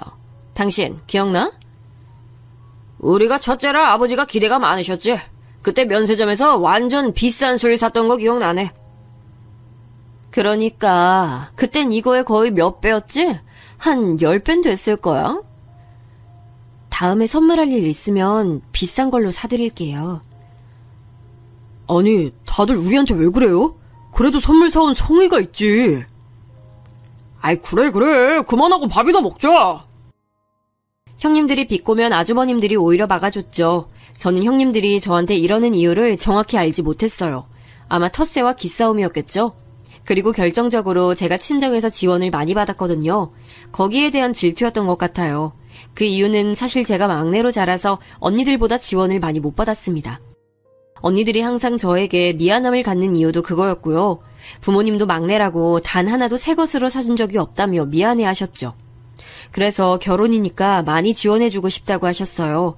평생을 모은 돈으로 서울에 있는 신혼집도 마련해 주셨습니다. 남편과 제가 모은 돈으로는 사실 부족했어요. 그런데 우리 친정에서 도움을 주니 서울의 직장과 가깝게 아파트를 얻을 수 있었습니다. 반면 형님들은 죄다 경기도에 살았거든요. 경기도에서도 외곽이라 교통편도 불편했고 집 상태도 좋지 않았어요. 본인들은 가난하게 시작했는데 저는 서울에서 신혼을 시작하니 안이 꼬웠던 것 같습니다. 형님들은 상당히 유치하게 저를 따돌렸어요. 명절이면 다 같이 큰 집으로 가서 차례를 드렸습니다. 제가 사실 생선 알레르기가 있거든요. 알레르기가 있기도 하고 생선 자체를 그래서 싫어하기도 해요. 그 사실을 남편이 시댁 식구들 앞에서 말해서 다들 아는 사실이었죠. 그런데 제가 명절에 가면 자꾸 제 앞에 생선을 놓더라고요. 동태전부터 고등어구이, 갈치조림 등 생선 요리가 그렇게 많이 식탁에 있는 것도 신기했어요. 제가 먹기 싫어서 안 먹겠다고 하면 대놓고 기분 상한 게 보이기도 했죠. 아, 재수씨 먹을 게 없나? 갈비찜이라도 가져다 줘. 초등학생인 우리 애들도 다 생선 먹어. 편식이 좋은 습관도 전혀 아닌데. 동서, 고칠 생각은 없어? 저는 단순히 편식을 떠나서 알레르기예요. 먹으면 응급실에 가야 돼서 먹진 못해요. 아까 저희가 갈비찜에서 가져왔는데 그거 어딨어요? 그거라도 먹을게요. 어딨는지만 알려주세요. 제가 들고 올게요. 그거는 내일 차례 지내고 먹으려고 했는데 저기 베란다에 놔뒀는데 아우, 꼭 이렇게 먹다가 일어나게 시키네. 눈치가 보여 제대로 밥을 먹을 수가 없더라고요. 일부러 남편과 제가 먹으려고 갈비찜이니 과일이니 다 가져가도 그걸 다 베란다에 숨겨놓고 주지 않았습니다. 식사 준비할 때 제가 고기를 찾으면 은근히 다시 그대로 식탁에서 그릇을 슬며시 가져오기도 했어요. 이런 식으로 유치하게 구는 게 너무 속상했습니다. 저도 할 말은 다 하는 성격인데 아무리 말해도 들은 척도 하지 않았죠. 그래도 둘째 언니가 말하길 진짜 시어머니도 아니니까 너무 신경 쓰지 말라고 하더라고요. 남편도 중간에서 형님들을 잘 막아주기도 했고요. 그래서 남편에게 의지하며 최대한 시댁에 가지 않고 버티고 있었습니다. 어차피 진짜 시부모님도 아니니까 그렇게 거슬리지도 않았어요. 그리고 저는 결혼하고 바로 임신해서 첫째를 낳았습니다. 첫째는 아들이었는데 아토피가 되게 심했어요. 저는 피부가 매우 좋은 편이라 몰랐는데 남편이 어릴 때 아토피가 심했다고 하더라고요. 그래서 아들 피부 때문에 대학병원도 다니고 피부과도 정말 많이 갔습니다. 그런데 피부가 안 좋은 분들은 아실 텐데 안 그래도 속상한데 그걸 언급하면 더 속상하잖아요. 가족끼리 모이면 형님들은 꼭 우리 아들 피부에 대해 언급하셨어요. 재영이 피부는 나아질 기미가 안 보이네. 병원은 다니고 있어? 네, 약도 먹고 있고 먹는 것도 관리하고 있어요. 그런데 유전이라 어쩔 수가 없나 봐요. 그거 엄마가 집에서 관리 잘해주면 좋은데 동서는 일 다니니까 아무래도 한계가 있나 보다. 속상하지만 어쩔 수 없지. 아내가 열심히 집에서도 최대한 가공식품 안 쓰고 식단 관리하고 있어요. 안 그래도 속상한데 왜 그러세요? 실제로 저는 아들 피부에 굉장히 예민했어요. 어릴 때가 유독 더 심했거든요. 아무리 연고를 발라도 나아질 기미가 보이지 않았죠. 속상한 마음에 잠든 아들 옆에서 한참을 운 적도 많아요. 그런데 시댁에 갈 때마다 저런 소리를 들으니 나중엔 모이기 며칠 전부터 머리가 아파서 약을 먹을 지경이었습니다. 이 밖에도 형님들은 우리 부부에 대해 관심이 아주 많았어요. 좋게 말해 관심이었지 오지랖이 매우 넓었습니다. 제가 그중 제일 힘들었던 게 어느 순간 모일 때 우리 집에서 모이기 시작하더라고요. 큰 집에서 줄곧 모였는데 우리 집이 서울이라는 이유로 모이기 쉽다고 명절이나 제사 때 우리 집에서 모였어요. 이번 설에도 동서네 집에서 하자. 괜찮지? 우리 집은 이제 애들이 커서 사춘기라 모이기가 좀 눈치 보여. 요즘 애들 알지? 예민해서 괜히 신경 건드리면 안 되잖아. 처음엔 그럴 수도 있다고 생각하며 우리 집에서 모임을 가졌어요. 그런데 부부들만 모이는 게 아니고 조카들도 같이 모이니 한번 우리 집에 왔다 가면 집안이 온통 쓰레기장이었습니다. 사람이 많으니 정신이 하나도 없더라고요. 그리고 무엇보다 셋째 형님의 아이들이 우리 아들하고 나이대가 되게 비슷했어요. 같이 놀면서 아들을 괴롭히고 따돌리는 것도 심했습니다. 제일 결정적으로 아토피에는 과자가 진짜 최악이에요. 그런데 시조카들은 우리 집에 올 때마다 과자를 한가득 가져왔어요. 당연히 우리 아들은 먹고 싶어 했는데 먹을 수가 없으니 울기도 많이 울었습니다. 나도 과자 먹고 싶어. 나만 못 먹어. 재영아, 저거 먹으면 재영이 피부 여기서 더 아파. 그러면 안 되잖아. 과자 먹으면 병원 더 자주 가야 돼. 그러니까 참자, 응? 아, 이거 진짜 맛있는데. 완전 맛있는데. 하나만 줄까? 하나 더 먹으면 안 되나? 장서가 저기로 가서 먹어. 재영이는 과자 먹으면 안 돼. 우리 집에 올 때는 과자 금지야. 알겠지? 우리 엄마가 먹어도 된다고 했는데요? 억울해. 급기야 시조카는 눈물을 보이기도 했죠.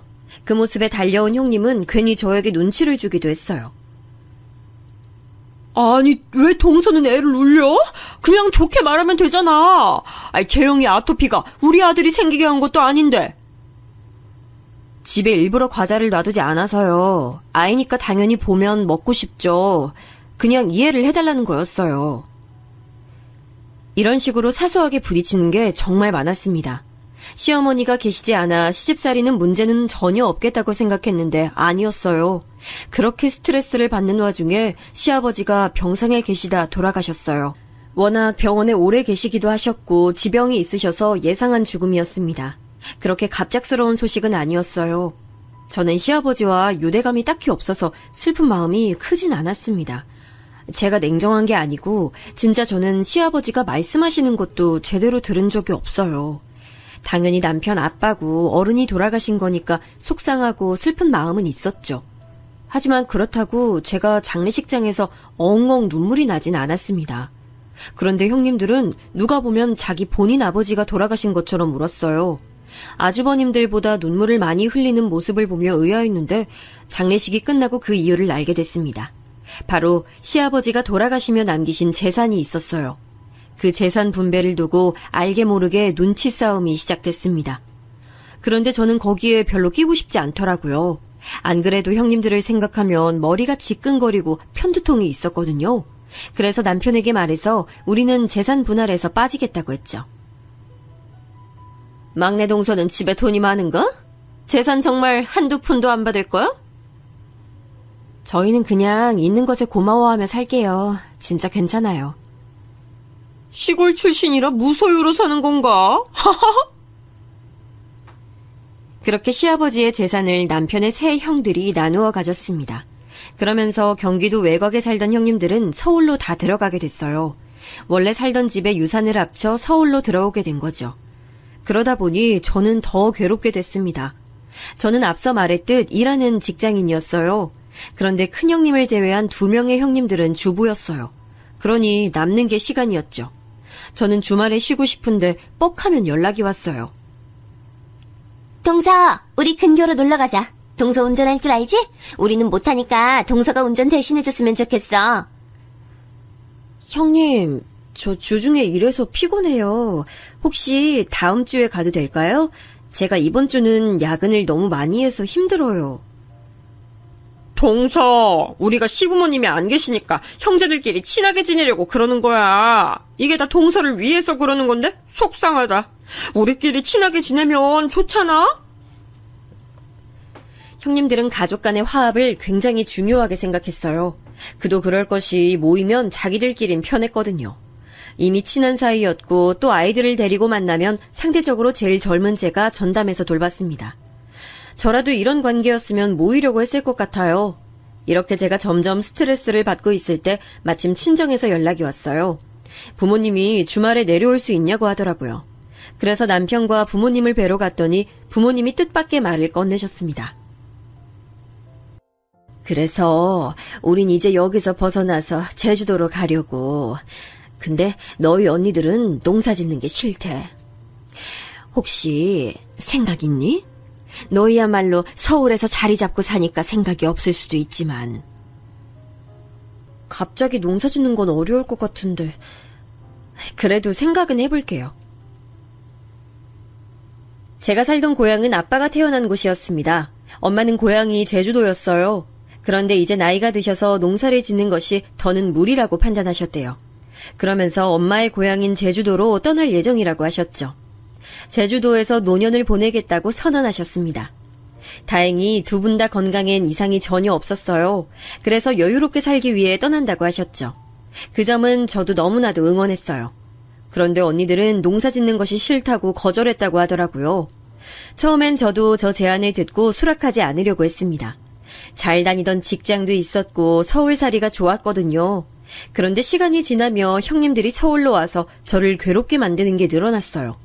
심지어 우리 집에 시조카드를 맡기고 본인들은 놀러 다니기도 했죠. 동서 미안해. 잘 부탁해. 애아빠가 오랜만에 쉬는 거라 모처럼 우리 둘이 놀러 갔다 오려고. 우리 애들 말썽 안 피우는 거 알지?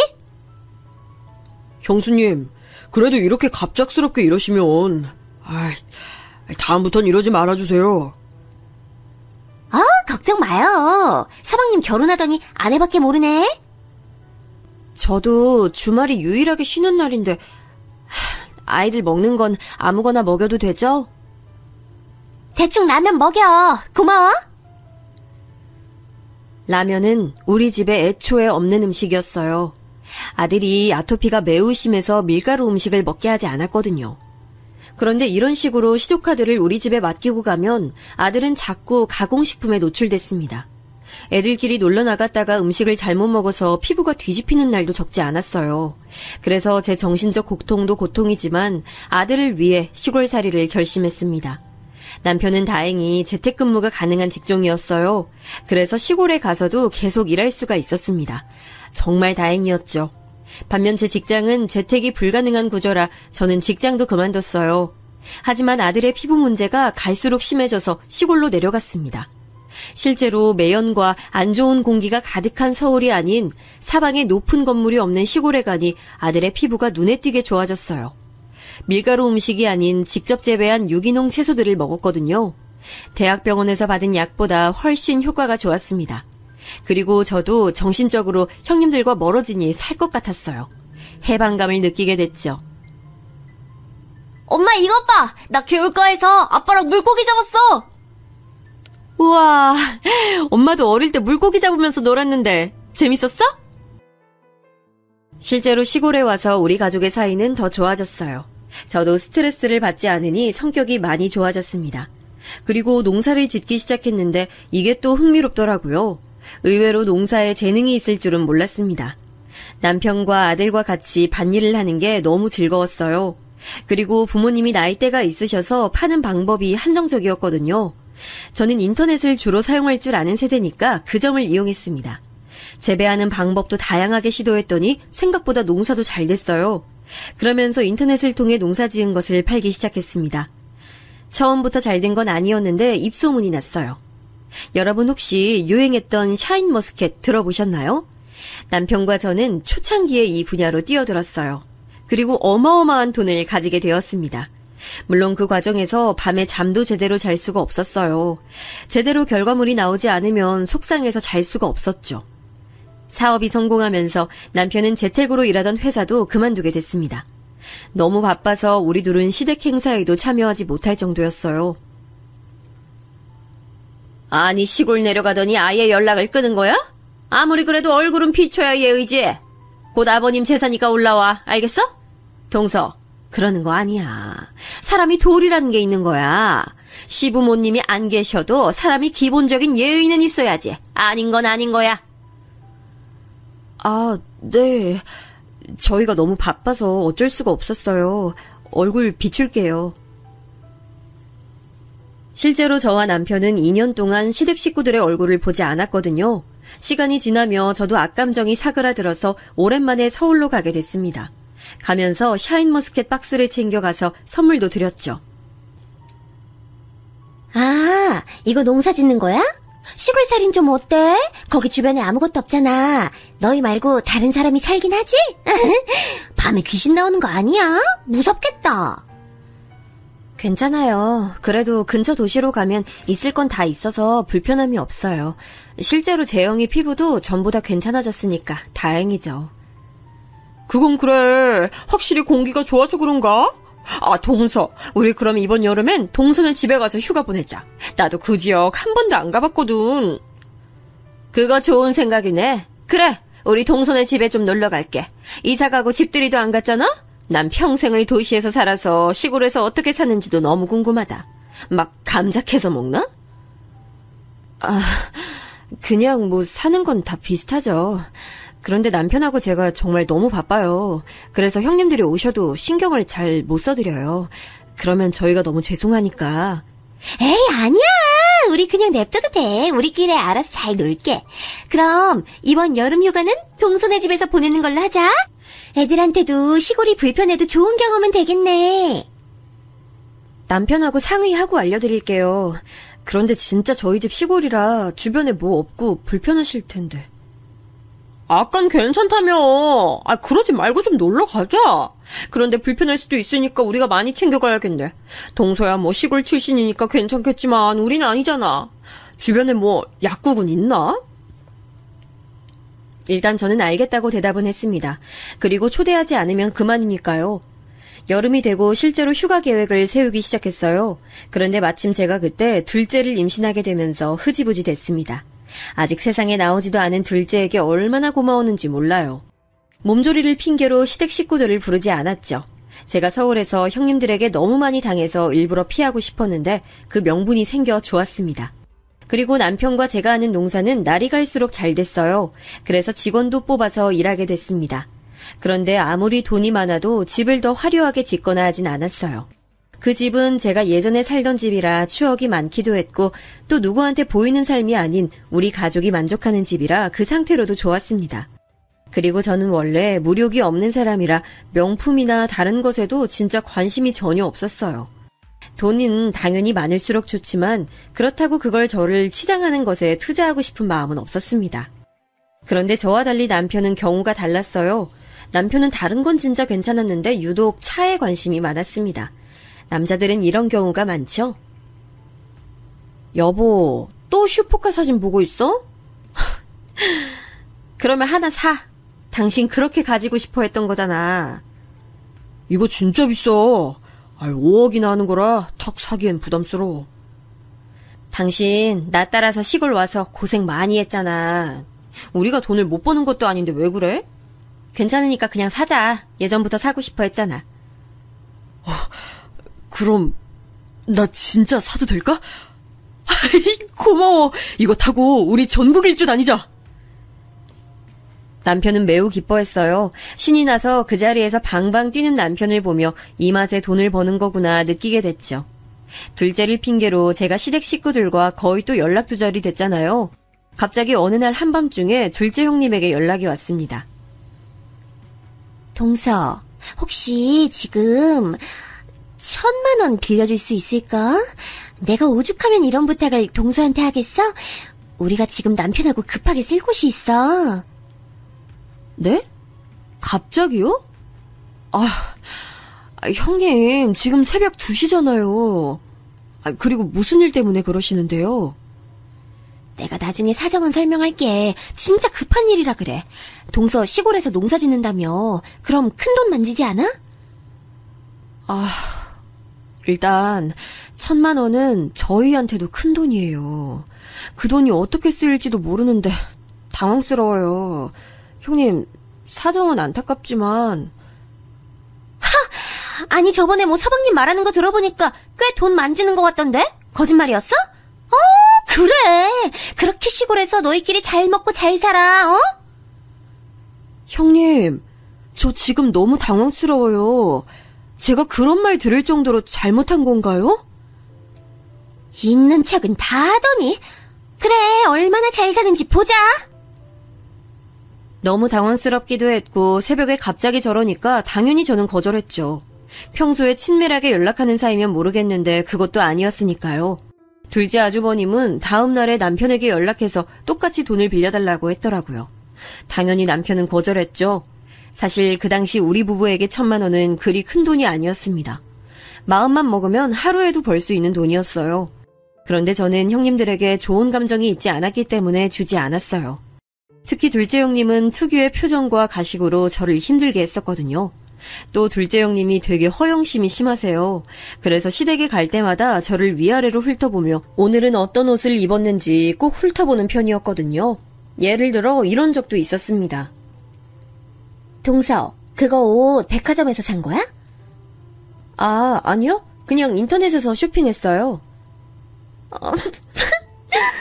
그거 짝퉁이야. 어디서 디자인만 따서 만들었나 보다.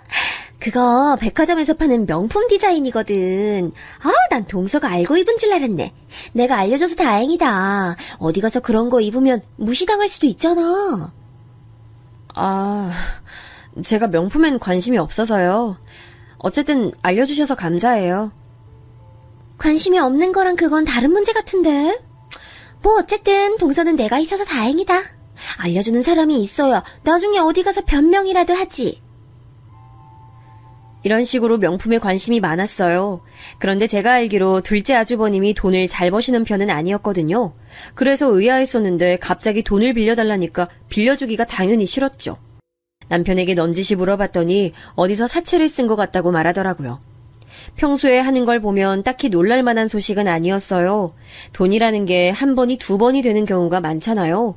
그리고 가족끼리라도 돈 거래는 하는 게 아니라는 말을 듣기도 했고요. 나중에 들어보니 둘째 형님은 극적으로 첫째 형님에게 돈을 빌렸다고 하더라고요. 둘이 워낙 친하기도 친했고 큰형님이 가족을 중시하는 분이라 그런가 보다 했죠. 그런데 그 돈 거래가 되게 둘째 형님에겐 크게 느껴졌나 봐요. 그 뒤로 다 같이 모이면 큰형님 옆에 딱 붙어서 마치 시녀처럼 행동했습니다. 원래도 형님들끼리 더 친했던 건 사실인데 이 사건 이후론 그들끼리 더 가까워졌죠. 어차피 저야 서울에서 벗어났고 거기 끼고 싶지 않아 상관은 없었는데 문제는 그 다음에 일어났어요. 동서는 우리 언제 초대해? 왜 저번에 하겠다고 하고 임신 핑계로 우리 다 못 갔잖아. 집들이요? 그러네. 우리도 시골 불편함 감수하겠다니까? 초대 한번 해줘. 난 동서 진짜 어떻게 사는지가 너무 궁금해. 제발 한 번이라도 보게 해줘. 우리 고향으로 놀러 오겠다는 얘기가 다시 나왔습니다. 저번엔 둘째 임신을 핑계로 거절했는데 이번엔 거절할 명분이 전혀 없었어요. 그리고 실제로 이사 오고 한 번도 집들이를 따로 하지 않아서 저와 남편은 이번에 처음이자 마지막으로 초대하자고 했죠. 둘째 형님이 특히 꼭 어떻게든 방문하겠다는 의지가 뚜렷했어요. 그리고 약속날이 다가오자 저는 나름 그래도 시댁 식구들이고 손님이잖아요. 그래서 며칠 전부터 남편하고 얼마나 준비했는지 몰라요. 음식도 음식이지만 다들 자고 가기로 했거든요. 그래서 옆 지역까지 가서 이불도 몇 개 사고 마당도 쓸었습니다. 아이들이 오면 놀라고 튜브도 준비하고 만반의 준비를 했어요. 마당에서 밤에 모닥불에 고구마와 감자를 구워 먹으려고 그것도 준비했고요. 남편이 처음에 우리 집에 인사 왔을 때 마당에서 키우던 오리를 잡았다고 했잖아요. 그게 생각이 나서 이번에도 시댁 식구들이니 오리를 잡을까도 생각했습니다. 첫째 언니는 다른 지역으로 이사 갔고 둘째 언니는 고향에 남아 있었거든요. 그래서 둘째 언니까지 와서 같이 시댁 식구들을 맞이할 준비를 했죠. 동서, 막내 동서, 우리 왔어. 어머, 이렇게 생겼구나. 동서, 우리 주차 어디다 해? 오셨어요? 차는 거기다 주차하시면 돼요. 어차피 거기로는 사람들이 안 지나다녀요. 형님들과 아주버님들이 차례로 도착하기 시작했습니다. 다들 자식들도 데리고 와서 정신이 없었죠.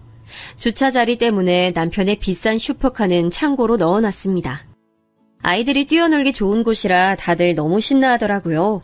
그 모습을 보며 저도 입가에 미소가 걸렸습니다. 어른들도 다 같이 마당에서 고기도 구워 먹었어요. 나름 분위기가 제가 생각했던 것보다 훨씬 좋았습니다. 남편도 오랜만에 자기 형들을 만나니 신났는지 술도 마시더라고요. 원래 술 안 좋아하는데 남편이 마실 정도면 진짜 분위기 좋았던 거예요. 저도 시댁 식구들 오기 전에 걱정했는데 예상보다 분위기가 좋게 흘러가서 뿌듯했습니다. 그렇게 안방부터 마당까지 이불을 다 깔고 밤에는 뭉쳐서 잠도 잤어요.